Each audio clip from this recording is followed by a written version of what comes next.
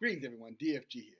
Hey, guys, do you know who this person is? I'm going to show you a picture of this lady here. Oh, can you see her? Let's get it over here. I know you can't see her name, but this is Representative, okay, maybe you can see it now, Kathy Hill. Now, Kathy Hill just resigned today after this particular picture of her, okay, showed up on a website. Now, again, this is Congresswoman from California, freshman Congresswoman, Democratic Congresswoman, uh, Representative Hill. That's a picture of one of many. Here's another picture. But I'm going to give something, I want you to notice something real close. Can you see what that is on her bikini line? That circled in black? Get that close. You see that? Tell me if that looks anything like this.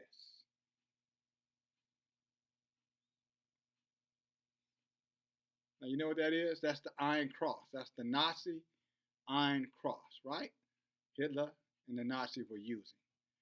Now, this woman, a Democratic Congresswoman, has this tattoo, again, on her bikini line. And then you might come at me and you say, well, DFG, so what? Well, I guess you'd be right if you said, so what, if you didn't understand what Iron Cross represents, Nazism represents as it relates to us people of color. Also, if you didn't realize that, Democrat Party has been shoved down the throat of our people, has been shoved down the throat of our people, at least from, I would say, the mid-50s on forward. From the mid-30s, from the Roosevelt administration on forward. How treacherous or how treasonous of us it would be if we voted anything other than Democrat. I'm sure you guys know that, so I'm not telling you anything that you did not hear. But what I am proposing here is that why would a young 32-year-old congresswoman from California, Democratic, have an Iron Cross on her bikini line? So obviously she didn't want it where people can see it, unless it was in an intimate situation as you have just seen. But equally important, who are these people that we're voting for, guys? When we start talking about reparations and how that, no reparations, no vote. I've heard many of our people, a third of our people, get out and say, I don't think reparations is necessary. As though that voting for these candidates just on their merit is going to do something for you. As voting for them on their merit is going to do something for you. Not understanding that when you vote with your heart instead of with your mind, these are the kind of people like Katie Hill you end up voting in office. And that's okay. But it should cost them something. Anyone that gets your vote, as I said to you before, they should pay for your vote. As with every other ethnic group in this country. They don't get behind any candidates that's not going to give them something. And unless you're about as naive as a chicken in a den of foxes asking what we're going to have for supper, you can't not understand what I just said. And if you don't understand, just go ask any of your other, if you have Asians near you, Caucasians near you, any other group, just ask them. Y'all just vote for anybody just because they're Republican or Democrat without them understanding what issues you have, the things that are important to you? Do you just go give your vote away, or do you expect something in return? Because see, when you expect something in turn and this kind of stuff pops up with this congresswoman, then you don't feel too betrayed. You don't feel as though you've been made a fool of. And when you look at this, and now she resigned, as I stated a moment ago. But if you look at that Iron Cross, I don't think it would be a stretch of one's imagination to think this woman harbors some type of racial bigotry, cultural bigotry, ethnic bigotry. I don't think that would be a far stretch to think that or believe that. I know some of you probably say, well, I don't see the little Nazi thing or the wielding cross or whatever inside of it. Yeah, I didn't see it in there either. I just saw the iron cross. And I thought it was a very strange place for a congresswoman who's so supposed to be representing, the her constituents in California. I wonder how many of them who voted for her knew that was there. But let me go even beyond that. Now, the congresswoman resigned, and I would have to guess, educational guess here, take an educated guess, that she resigned because of what I just talked about, because of the little sticker or the tattoo on her belt line, right? A bikini line. Well, let's see what it says about Representative Katie Hill. Let's find out if I'm right. Because surely that would be a very, very, very controversial thing to find out about this particular congresswoman, that she would have something like that. And surely that would be the motivation for her to resign, because at the end of the day, how can our constituents continue to trust in her if they perceive her as being a bigot? And without fair media and the fair press, surely they would report on that, right? They would make sure that that is the topic of their reporting. Let's see here. Katie Hill, first-term Democrat. Okay, just so you know where I'm reading from USA Today. Katie Hill, a first-term Democrat congresswoman from California who was part of last year's historic women-led wave in the midterm elections, has resigned amid ethnic phobe into sexual impropriety. Sexual impropriety.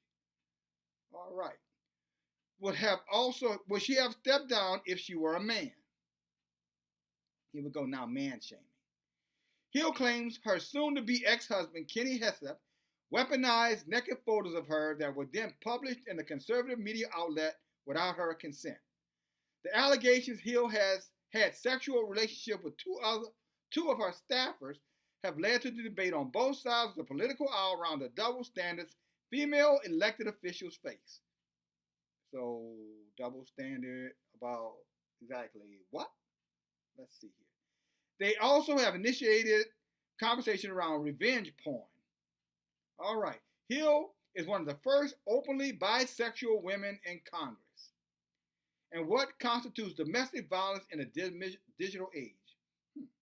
Bisexual, married to a male. Interesting enough, huh? Married bisexual. I'm not sure I know what that means, but I can use my imagination. I'm a fairly intelligent guy. Hill, who is in the midst of a messy divorce, has denied an accusation she had an affair with a male congressional staffer, the more serious charge, since it violates new House rules passed in the wake of the hashtag #MeToo. She has admitted and apologized for having a relationship with a young female member of her campaign staff. Sexually explicit photos of her with the campaign staffer were published on the conservative website Red State. Hill has accused her estranged husband, who allegedly also participated in the affair, of being behind the photo release. So I guess we would definitely say some freaky deaky folk there, right? Whether Hill should be investigated isn't up for debate. Sexual violence awareness advocates say that was wholly appropriate and necessary part of a changing culture of sexual harassment and violence on Capitol Hill.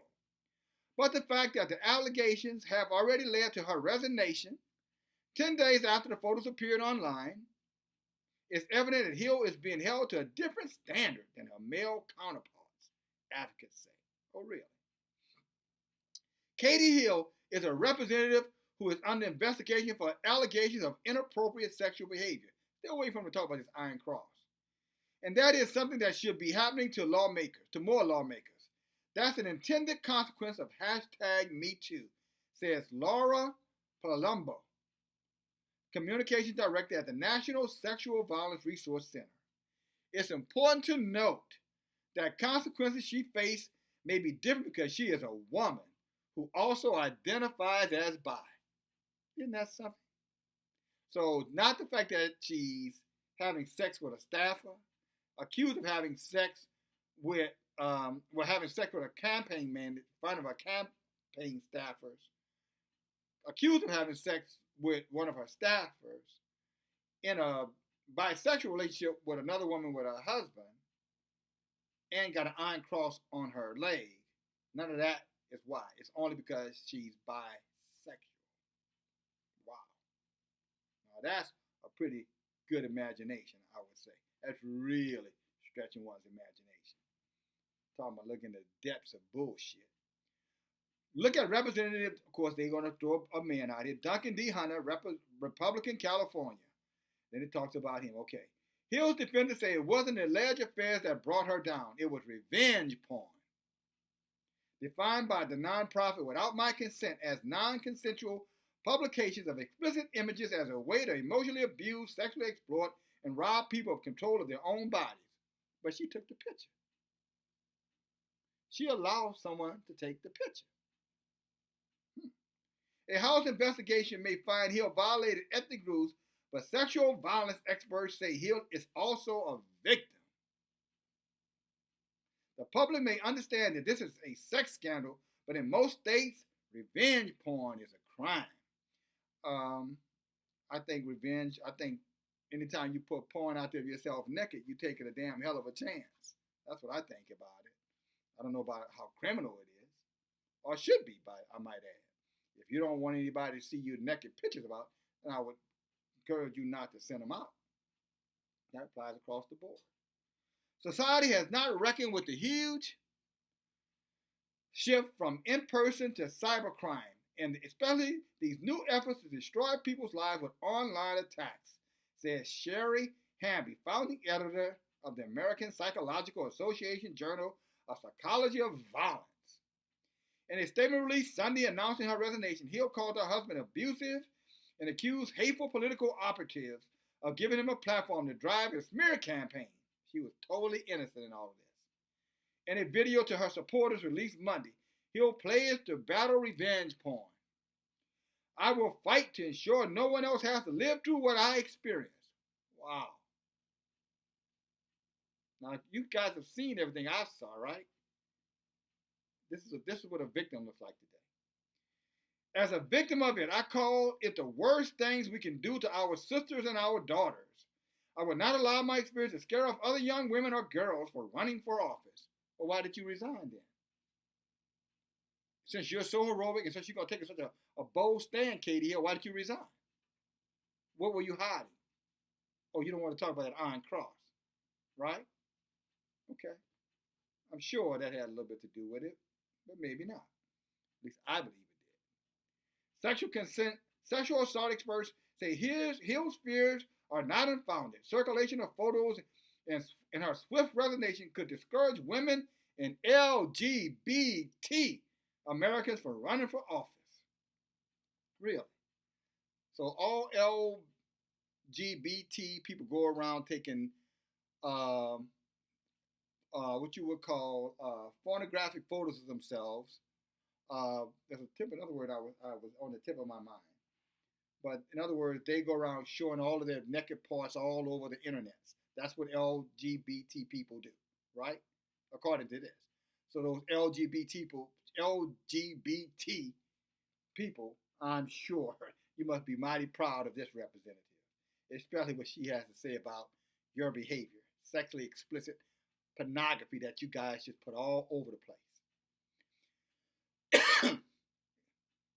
It goes on to say, I am reminded of Meghan Markle's recent comment that she didn't think life as a public figure would be easy, but thought it would be fair. Hamley said, we must find a way to minimize damage of malicious online actors who seem to grow more powerful by the day. Hill has asked Capitol Police to investigate the source of the photos. Okay. What do you think about that, guys?